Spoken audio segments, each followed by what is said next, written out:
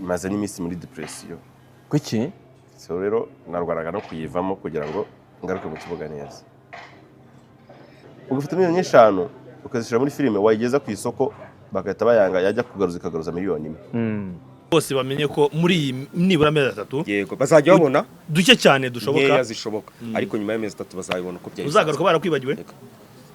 Nzagaruka ni byiza bituma banyibuka.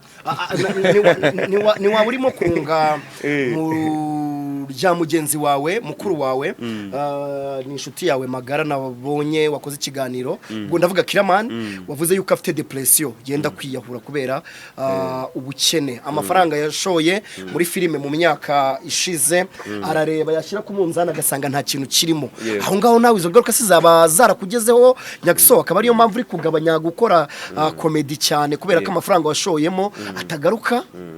Sibwo bwa mbere ibyo byabimbayeho. Oya ntabwo ari depression.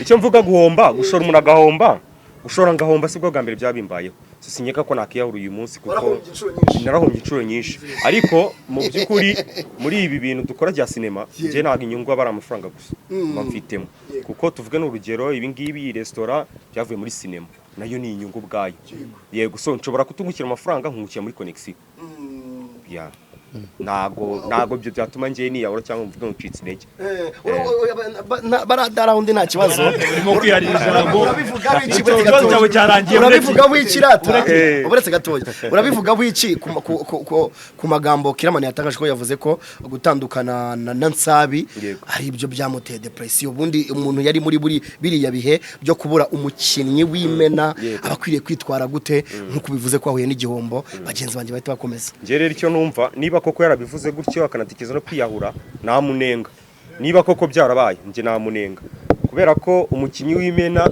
muri filime za Kiraman ni Kiraman umuntu yabura gahungabana niwe nuko yakibura ntago bikwiye rero umukinnyi yaragenda akaza uti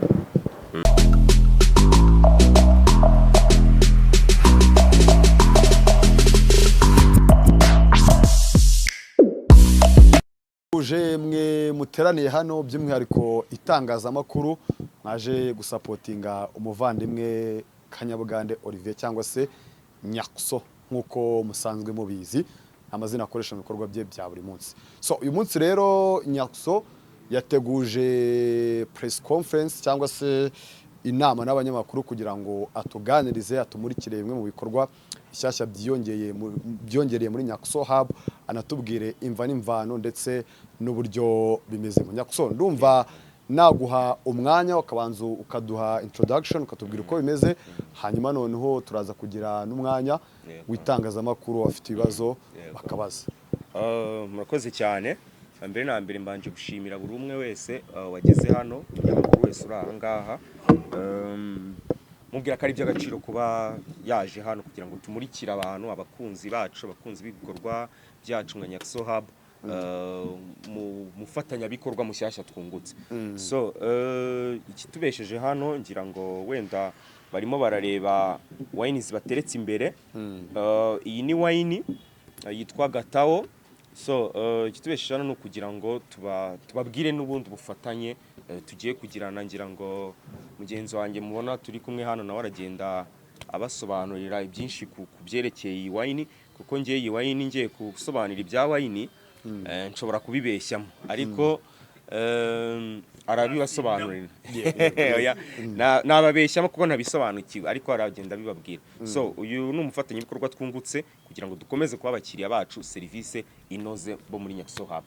Yego twakomeza wenda n'umufatanya bikorwa ni umuterankunga n'umufatanya bikorwa yego nawe dusobanura iby'iki kinyobwa tumenye byimbitse kimeze gite se ni inzoga irimo alcohol cyangwa ni juice hanyuma noneho n'itangazamakuru rize gufata umwanya abafite ibibazo babaza. Yego murakoze nturuka muri Gatao nitwa Kevin twishimiye gufatanya ibikorwa na Nyakso Hub. So iyi ni wine ntabwo ari ji ni wine kandi irimo alcohol ituruka mu gihugu cya Portugal yatangiye gukorera mu Rwanda mu myaka 2 ishize ariko originally this drink ihari kuva muri 1905. Yeah. Dufite varieties zitandukanye harimo white, harimo rosé, harimo na red. Ku bantu bakunda ibintu biri dry cyane banywa red, hanyuma ku bantu bakunda wine ziri soft ziryohereye banywa rosé na white. Yeah. Ni sawa cyane ndumva adusobanuriye by'ikinyobwa kiyongereye ndetse cyaje no muri Nyakso Hub, kandi Nyakso Hub akaba ari umwe mu brand ambassador bagiye kuba bamamaza kino kinyobwa. So umwanya ugezweho rero twihuse ni itangazamakuru, ndumva nabo bafata umwanya bakagira ibibazo babaza, ariko nanjye reka mbanze mbere yuko abandi bakomeza nihereho. Nkuko bivuze nabonye ziri mu bwoko bugera kuri 3. Harimo izoroshye, izikomeye n'iziri muri mwayo. Hanjye menyereye utuntu dudukanye, ubwo wangira inama yo kunywa iyi. Nkuko nabivuze hariya red niyo nziza ku bantu bakunda iyi ngiyi. Iyo ngiyo. Yeah. Red niyo nziza ku bantu bakunda ibintu biri dry cyane. No ku bantu bakunda ibintu kurya ibintu birimo akabenzi, ibintu bigira fats nyinshi. Biba byiza iyo unyweye red kubera ko ifasha kubaninga fats ntiwiyongere ibiro cyane. Okay. Yeah. Ni sawa cyane. Undi rero waba ufite ikibazo? Murakoze, nitwa Faxman originality. Nkaba ni njyewe nyiri Faxman TV nk'ibisanzwe. Felicitation kuri Nyakso. Usanzwe uri umwe mu brand ambassador b'amakampani atandukanye kandi ukabikora neza. Nirihe banga ukoresha? Nicyo kibazo cyane ndi bukubaze, hanyuma ndabaza uhagarariye company kubera icyo ari Nyakso mwahisemo, hanyuma unadusobanurire ku giciro. Ese ni igiciro kiri hasi ku buryo n'umuntu uri Nyagatare, umuntu uri mu ntara zitandukanye ari bushobore kucyafodinga? Niba atari nibanga mutubwire niba mu ntara zihari. Hanyuma hari n'abandi bitangazamakuru biraha, ese abantu bakeneye ko mukorana namwe kugira ngo babamamarize bigenda gute? Imiryango irafunguye. Murakoze cyane. Ubwo ndahera ku kibazo cyane ni kuri Nyakso. Yego, mbere na mbere nta banga ririmo, ahubwo ni ugukora akazi wemeranyije n'umuntu neza kandi ukabyuzuza. Tuvuge niba umuntu aguhaye akazi, iyo ugakoze neza nta mpamvu n'undi atakaguha. Ubwo yarambajije ku cyo gukora n'abantu benshi, ibanga ririmo nta rindi, ni ugukora akazi mwemeranyije neza. Nicyo navuga ku cyo warubajije cy'igiciro, wenda nsa nk'umufashiro gato ariko nawe arahita akomeza. Ni ukuvuga ngo niyo mpamvu nabise abafatanyabikorwa. Kuva muri Nyakso Hub siko buri kinyobwa cyose kije ko twintroduza ibinyobwa ibyo kurya buri munsi, siko tukimurika gutya. Impamvu twakimuritse rero kugira ngo nabyo mite nanabishyiriraho umucyo icyarimwe. Impamvu twakimuritse mu by'ukuri, izi wine tuzajya harimo izo tuzajya dutanga nk'inyongezo ku buntu. Yego, hano muri Nyakso Hub tuzatubikora gute rero? Hari komande runaka guhera ku 25,000. Umuntu uguze wenda tuvuge chicken pilau, uguze meat platter 35, iyi wine tuzatuyimwongeza ku buntu, yaba ari delivery yaba abiguriye hano. Noneho nashaka kuba wenda yayikunze cyangwa barenze umwe bakaba bashaka kugura izindi bayigure ko tuba tuzigurisha. Ariko mu by'ukuri initially turi kugira ngo umuntu uguze ya komande irengeje 25 agire nako kantu kazaho. Tuzatumuha iyi kaneti imwe. Yego, guhera kuri 25, komande yose ireje 25 tuzajya tuyimwongeza, yaba ari delivery yaba abifatiye hano. Yego, ikibazo cye gisubiza. Hanyuma hari n'abari kwibaza bati tugomba kunywaho tukareba nyine ko ibyo bintu byujuje ubuziranenge birakora ibyo nta kibazo ibyo nta kibazo hanyuma kandi na umuvandimwe nawe ni ukuvuga ngo ibi ni ibinyobwa unywa ariko utari mu gihe cy'akazi utari mu gihe kuko akanya turi mu kazi ariko mu busanzwe umuntu yaruhutse uri mu rugo iwawe wagafata ntacyo gatwaye yego kabisa wari wambajije ibiciro ku bijyanye n'ibiciro ndetse kuki mu byamamare biri hano mu Rwanda abasitari bari hano mwahisemo Nyakso kubera iki ku bantu namwe mumuzi ni umuntu ukora ibintu bye neza kandi ni umuntu uri approachable byaratworoheye kuba twamuvugisha twarebye ibikorwa byiwe yakoze mbere y'uko dukorana nawe tubona ni byiza biratunyura niyo mpamvu twifuje gukorana nawe ku kintu kijyanye n'ibiciro wine iri affordable rwose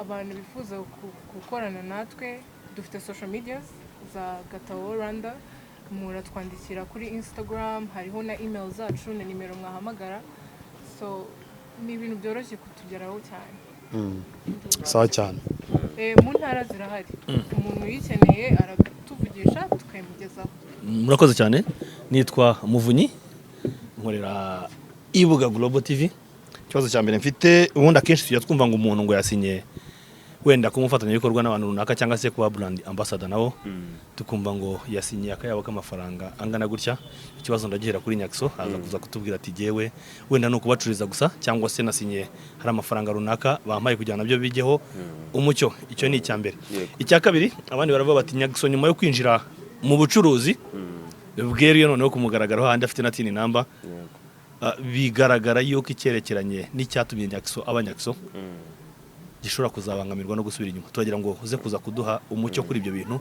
unamara impungenge abafana bawe bagukunze kubera ko wamenyekanye nka Nyakso wakinaga yaba muri filime cyangwa se na comedy uyu munsi wa none ukaba winjiye mu ruhando rw'abarwiyemezamirimo mu bucuruzi murakoze mbere na mbere ku cya mbere cyo kuvuga ngo amafaranga cyangwa icyo aka kanya nakubwira ni imikoranire kihari bijyane n'imyaka icyo gikorwa kizamara cyangwa mu gihe cy'imyaka runaka ni ukuvuga ngo sofa dufitanye imikoranire irambye nta gihe navuga igihe kirahari ariko ntago najya kugitangaza kuko buriya muri contrat byinshi biba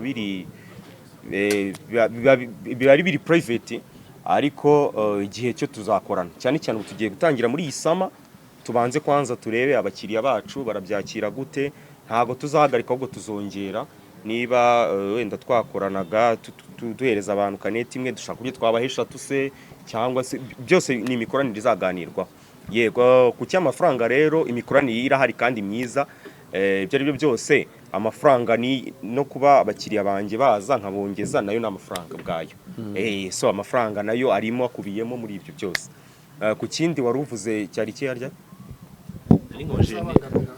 okay ibi bintu mbere na mbere nkunda kubivuga mu mezi atatu ya mbere nzasohora comedy filime gakeya ariko nyuma y'ayo mezi nzongera nsubire kuri reality impamvu ndayikubwira impamvu nuko nawe urabyumva iyo ufite umwana w'imyaka 18 cyangwa 20 n'ubyaye ejo ntago ubaho umwanya ungana undi imyaka 20 ashobora no kwigaburira ariko wawe undekeneye ko umugaburira so ntago wabaho umwanya atari uko kandi wanze wawe undi mukuru ntago nabiha umwanya ungana ariko nyuma y'amezi atatu bizaba byasubiye ku murongo abakunzi ba Nyakso bose bamenye ko muri iyi nibura amezi atatu yego bazajya babona duke cyane dushoboka zishoboka ariko nyuma y'amezi atatu bazabibona ko byari uzagaruka barakwibagiwe nzagaruka ni byiza bituma banyibuka ni waba urimo kunga mu rya mugenzi wawe mukuru wawe ni inshuti yawe magara nabonye wakoze ikiganiro ubwo ndavuga Kiraman wavuze yuko afite depression yenda kwiyahura kubera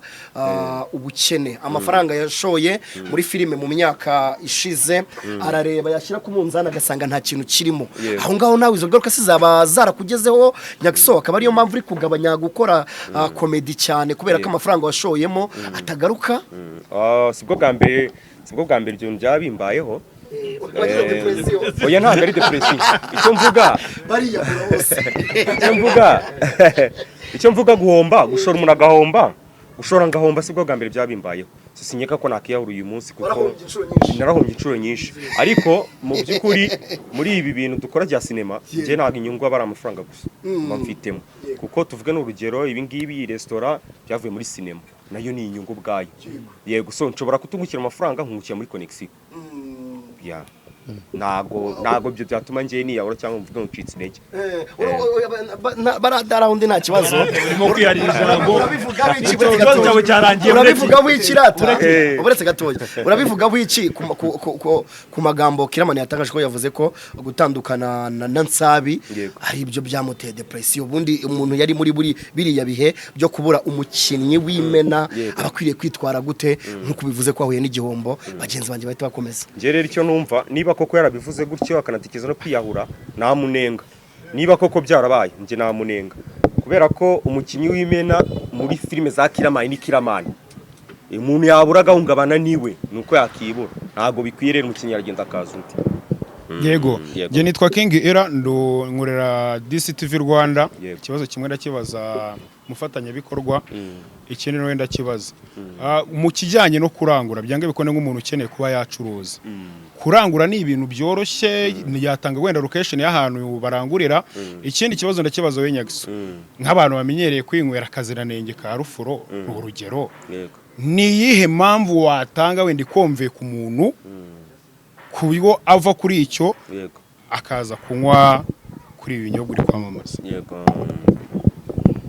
ko watangira kurangura biroroshye nkuko nababwiye dufite social medias dufite hariho nimero harimo naho n'ama emails rero umuntu ushaka product zacu aratuvugisha tubimugezaho mu gihe gito cyane murimo kuzigira nk'urumogi bisobanuye mwazivuze tukazimenya social media dukorera igikondo delivery turuka igikondo urumva vugaga social media umuntu akibaza ati se kugira ngo arangure nuko aba yanditse cyangwa umuntu ashobora no kubagana akarangurira nyine igikondo ari office igikondo kabisa kuri uyu muhanda w'amabuye kuri uyu muhanda w'amabuye ari office yego icyo navuga buriya umuntu niwe umenya ibimukwiye ariko nkuko wari ubimbajije koko abantu bakunda kwinywera za rufuro iyi ngiyi itandukanye na rufuro ubwo kubamenyereye rero byose ntabwo wanywa ibintu utabizi kubamenyereye ibijyanye n'ibinyobwa iyo ni wine nkuko yabivuze ifasha ku breaking amafats tuvuge niba wenda nko ku bantu bakunda kurya ibintu by'amafati menshi yavutanze urugero rw'akabenzi kano urakanywa kagafasha kuba umubyibuho utakiyongera ukaba warya ibyo wifuza kandi udataye shape yawe wifuza muri make kagufasha gukomeza unanutse gafasha mu igogora kabisa. Merci beaucoup. Moi je m'appelle Monsieur Pionica Suez. Continue en français. Ndi umunyamakuru wa The Game TV. First of all nishimiye ko Nyagiso wasinye iyi contract cyangwa se hari ibintu bagiye bunguka mu buzima bwawe ni iby'agaciro nshimira n'abafatanyabikorwa kuba baraguhisemo nk'umuntu bakorana nawe nuko babonye ko ushoboye. Ikibazo cya mbere kuri ku mukire wacu ubu ngubu turi guhura nuko inzoga zirimo zirasohoka ubu ngubu cyangwa se ibyo kunywa ariko bifite alcohol abenshi bavuga ngo byujuje ubuziranenge cyangwa se bifite ngo biri kwica urubyiruko ni ikintu unywa kikaba kankoresha imvugo itari nziza ariko se kuri mwebwe nkuko bavanga ibyuma ni ikintu cyenda kikunangura so kuri Gatao ni nuhe mwihariko ifite cyangwa se ikizerano bizera ku buryo itabifite ako kantu gatuma umuntu yananguka yinyoye kuri Nyagiso ubona ari uhe mwimerere cyangwa se ari icyo ubungubu ufite uri kurusha benshi barimo abakiramani ba Dr Nsabi bamaje bikanga bikaranye byamaje bihomba ubona wowe nyine ari icyo uzakora ntumere nka Kiramani cyangwa se Dr Nsabi wamaje kugira ngo byumuke bigahomba murakoze cyane. This product is very different ku cyuma iki ntabwo ari icyuma ni wine kandi ku bantu icyo navuze urabona abantu benshi batinya izi nzoga zikorerwa mu Rwanda bavuga ngo usanga kenshi zikorerwa mu Rwanda zidafite ngo ubuziranenge nyine bazita kirimi kwikiri wowe ni izembogamizi wamara abadukurikiye babonye Gatao ko itameze nk'izo ngizo cyangwa se tugakura iyo kujeneralize ibintu uko byose bimeze ko nguko reka wenda ndetse nk'umufasha ntago ikorerwa mu Rwanda ituruka Portugal ntabwo ubona akagofero nambaye se ituruka Portugal. Ariko ikindi kintu nubwo turimo nubwo turi kuvuga gutya n'ubundi hari gahunda kandi iyo umuntu wese arayizi yo kunywa mu rugero, drink responsibly, kandi ikintu cyose kirimo alcohol wakonsuminze ikirenze ubushobozi bw'umubiri cyakugiraho ingaruka. So nk'umuntu mukuru rero urabizi wowe urugero unywaho niba ari kanete imwe cyangwa niba ari igice cya kanete nta kibazo. So iyo uri umuntu mukuru amahitamo aba ari ayawe, ariko tugashishikariza abantu kunywa mu rugero, ntibanywe ngo batware imodoka kandi ntago kandi arengeje imyaka 18. Ndumva wenda aricyo yaramubajijeho, ndumva gisobanutse kuri njyewe. navuze ngo twabonye abarimo Kiramani nakibutse yego. Buriya ntago ngiye kuvuga ko hari umwihariko wundi mfite ku buryo nshobora gukora ibintu ntibihombe.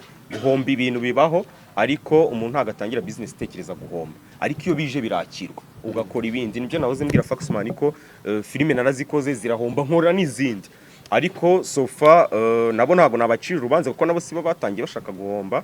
Uretse ko ntazi n'ibyo bahombye, simbizi ibyo bahombye, ariko mu by'ukuri njyewe iyo gahunda ndebeye ku byo mbona, ubufasha bwanyu, abakiriya, abafana banjye, mbona guhomba naguhari, kunabaye nakwakira kuko nose nakora iki.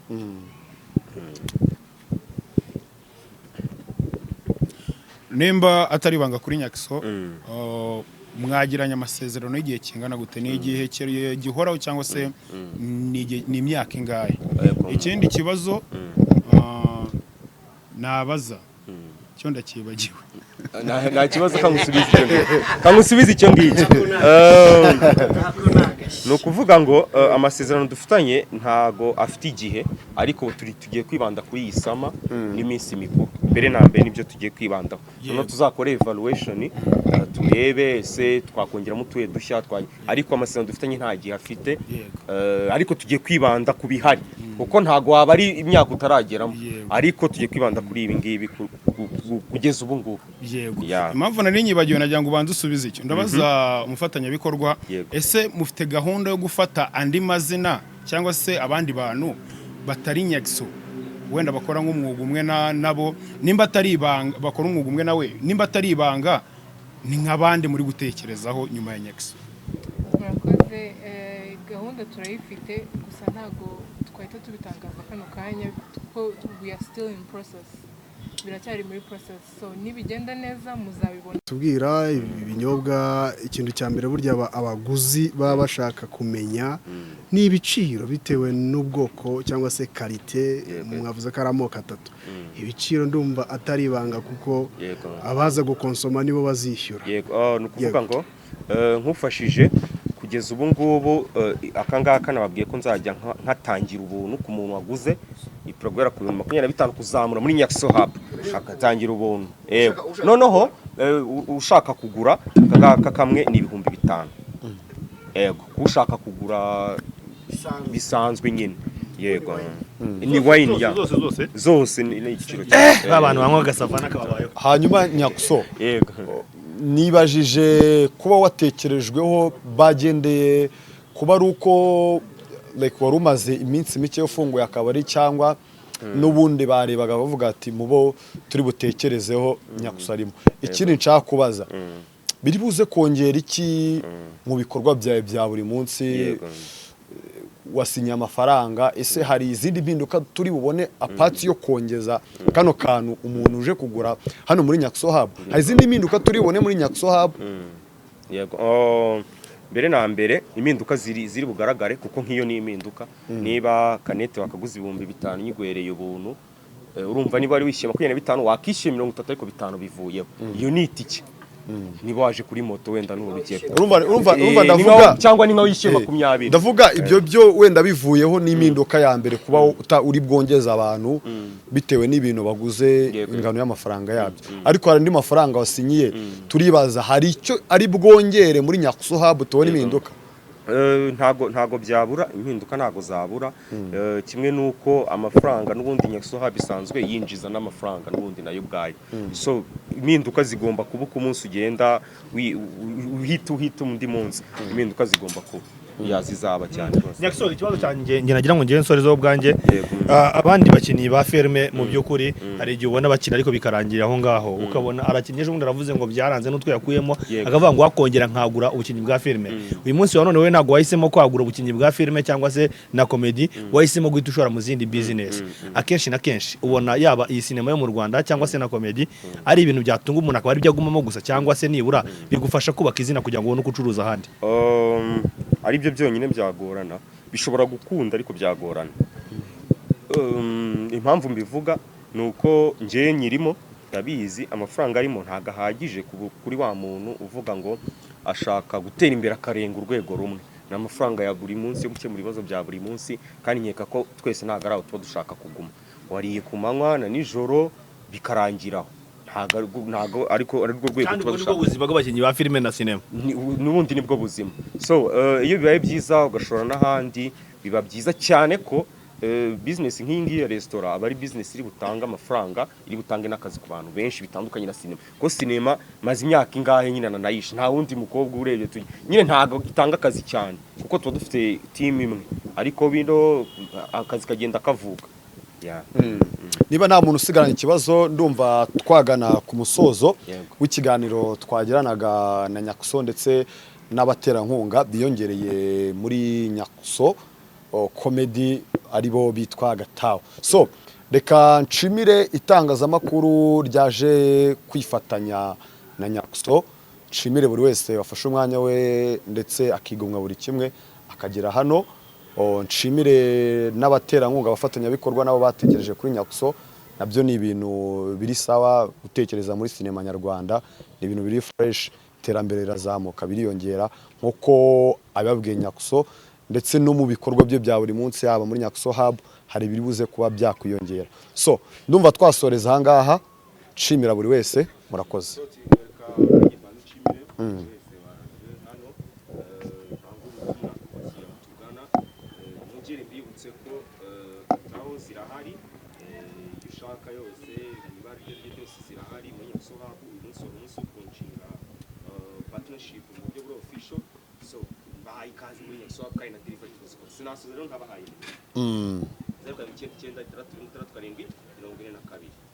mugire ibihe byiza ibyo kurya ku